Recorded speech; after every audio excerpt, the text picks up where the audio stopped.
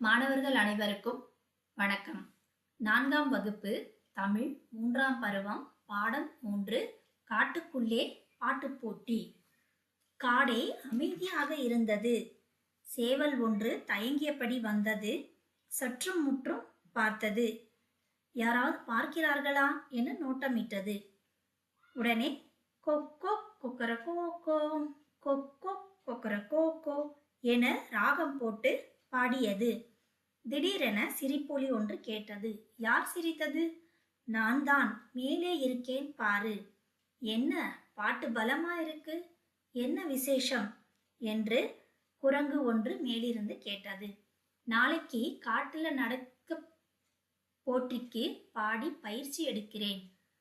நாளைக்கு நல்லா பாடு என என் மனமார்ந்த வாழ்த்துக்கள் என்று குரங்கு கூறி அடுத்த கிளைக்கு தாவியது. ரொம்ப நன்றி என சேவலும் தலையாட்டியது.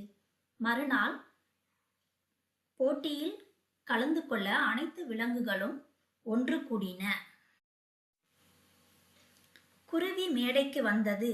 ஒலிபெருக்கி முன்னே நின்று, இன்று நம் காட்டில் அனைத்து பறவைகளுக்கான பாட்டு போட்டி நடைபெறுகிறது. இதில் நன்றாகவும் அதிக நேரம் எடுத்து பாடவும் அனைவரும் ரசிக்கும்படியான பாட்டாகவும் இருக்க வேண்டும். அப்படி யார் பாடுகிறார்களோ அவர்களுக்கே பரிசு வழங்கப்படும் என்று குருவி கூறியது. போட்டிக்கு நடுவராக மயில் மேடைக்கு வந்தது.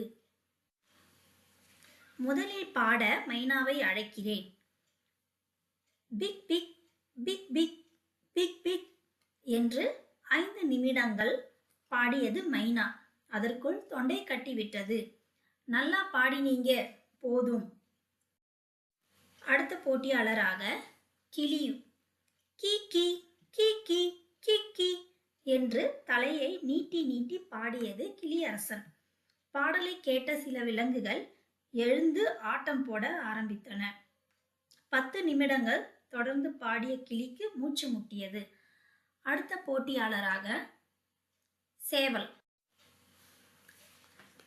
கொக் கொக் கொக்கரகோக்கோ கொக் கொக் கொக்கரகோக்கோ என்று பாடியது. சேவலை பார்த்து, தூங்குறவங்களை எழுப்புறதே உன் பாட்டா இருக்கு. அருமையான பாட்டு, போதும்பா நிப்பாட்டு என்றது.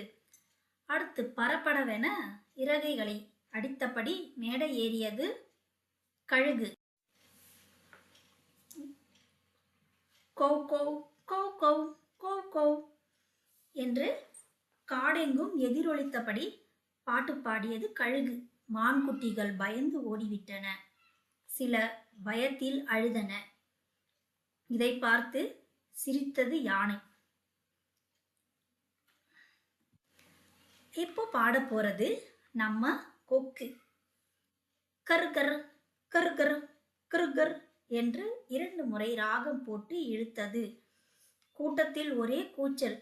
இம்புட்டு தான் என் பாட்டு என்று சிரித்தபடி பறந்து போனது கொக்கு.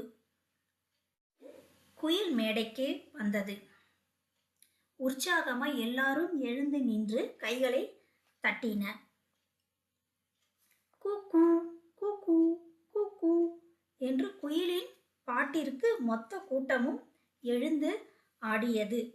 குக்கூ குக்கூ குக்கூ 5, 10, 15 நிமிடங்கள் வரையும் குயில் பாடியது. அதற்கு மேல் மூச்சு திணறவே பாடலை நிறுத்திவிட்டு குயில் பறந்து ஓடிவிட்டது. அடுத்து நமது கடைசி போட்டியாளராக காகம் வருகிறது.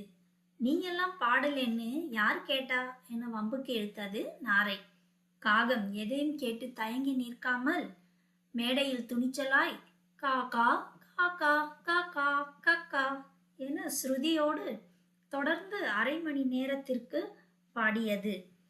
பாட்டு போட்டிக்கான தீர்ப்பை சொல்ல மேடையில் இருந்து ஒலிபெருக்கி முன் நடுவில் மயில் வந்தது.